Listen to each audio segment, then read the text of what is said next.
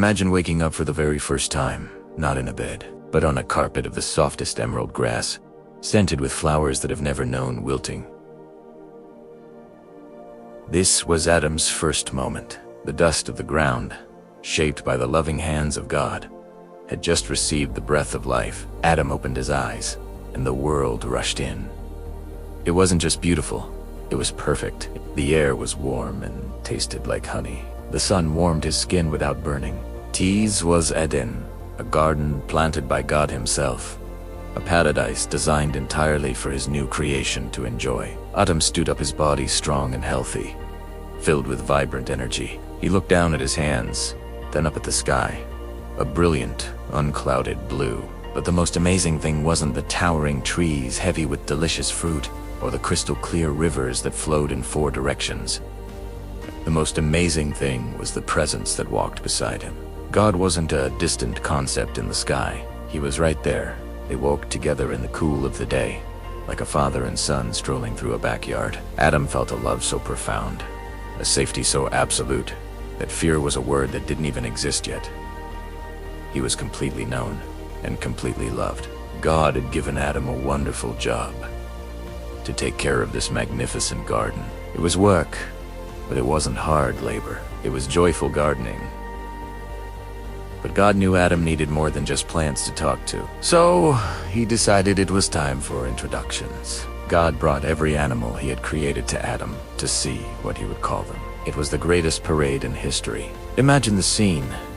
Adam sitting on a mossy rock, watching with wide, delighted eyes as the animal kingdom marched by. The mighty lion shook his magnificent mane and purred like a giant kitten against Adam's leg.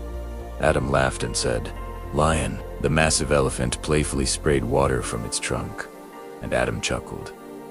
"Elephant." Fuzzy bears tumbled over each other, swift cheetahs raced by, and colorful parrots landed on his shoulders, whispering secrets in his ear. Adam named them all, seeing their unique personalities, marveling at God's creativity. They were all his friends, and they all lived in perfect harmony. But as the sun began to set, and the animals paired off to rest, Mr. and Mrs. Lion, Mr. and Mrs. Adam felt a strange new feeling in his heart. Amongst all this life, he was the only one of his kind.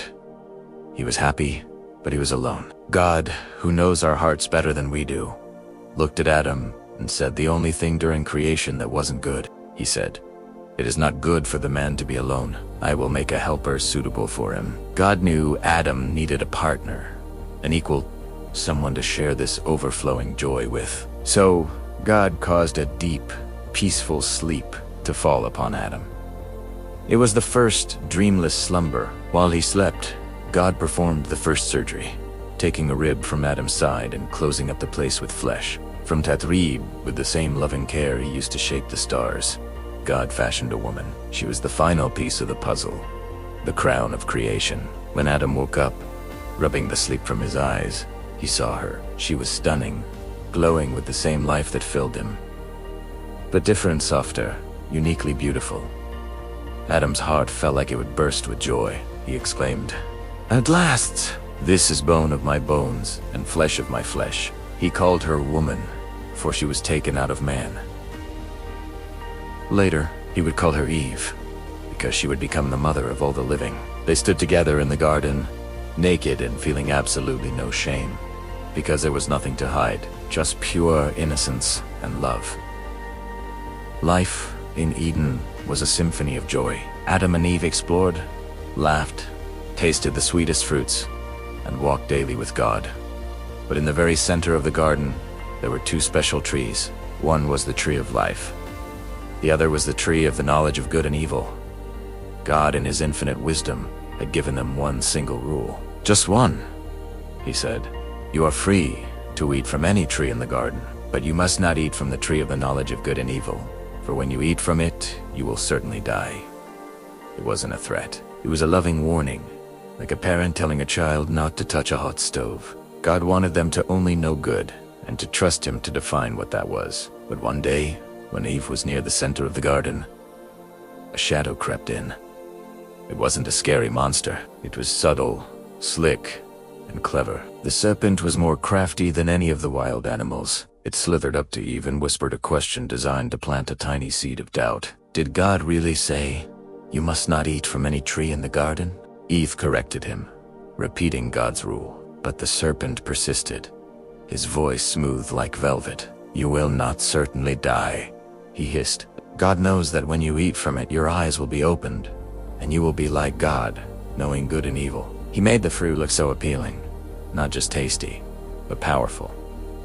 Eve looked at the fruit.